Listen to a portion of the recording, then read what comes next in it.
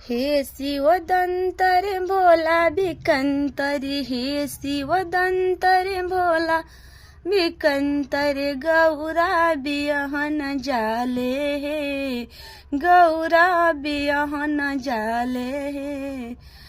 कौन सप शिव डारा बनवनी, कौन सप शिव डारा बनवनी, कौन साप माला हे, कौन साप माला हे, कौन साप शिव मौरी बनवनी, कौन साप शिव मौरी बनवनी, गौरा बियहन जानी हे, कौन साप शिव मौरी बनवनी, गौरा बियहन जानी हे।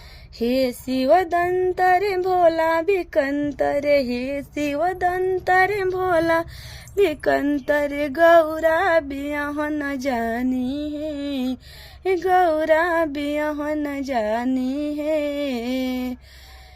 डोड़ा सप शिव डाड़ा बनमनी, डोड़ा सप शिव डाड़ा बनमनी, करैत सप के माला हे, करैत सप के माला हे।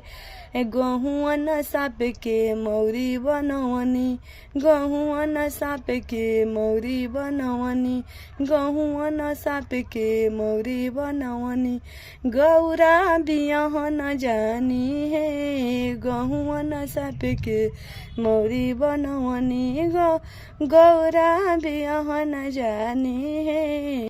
गइल बारात जब मैना रानी, गइल बारात जब मैना रानी, गिर गइली छाछात, गिर गइली छाछात। हे शिवदंतर भोला भिकंतर, हे शिवदंतर भोला भिकंतर, गौरा बियहन जास हे, शिवदंतर भोला भिकंतर, गौरा बियहन जास हे।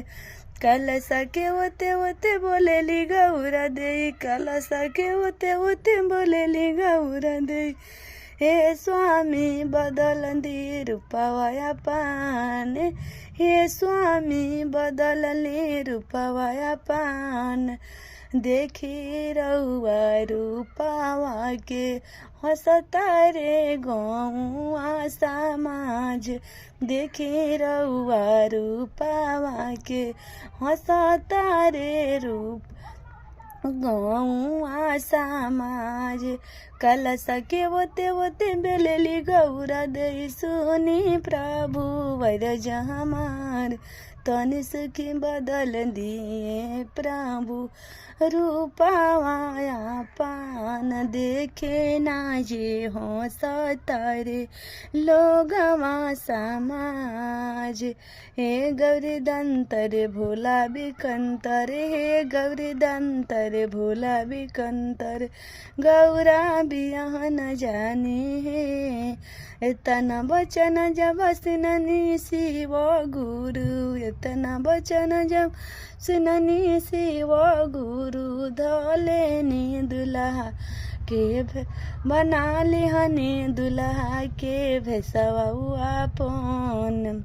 हे शिवदंतर भोला भिकंतर, गौरा बियहन जानी हे, हे शिवदंतर भोला भिकंतर, गौरा बियहन जानी हे।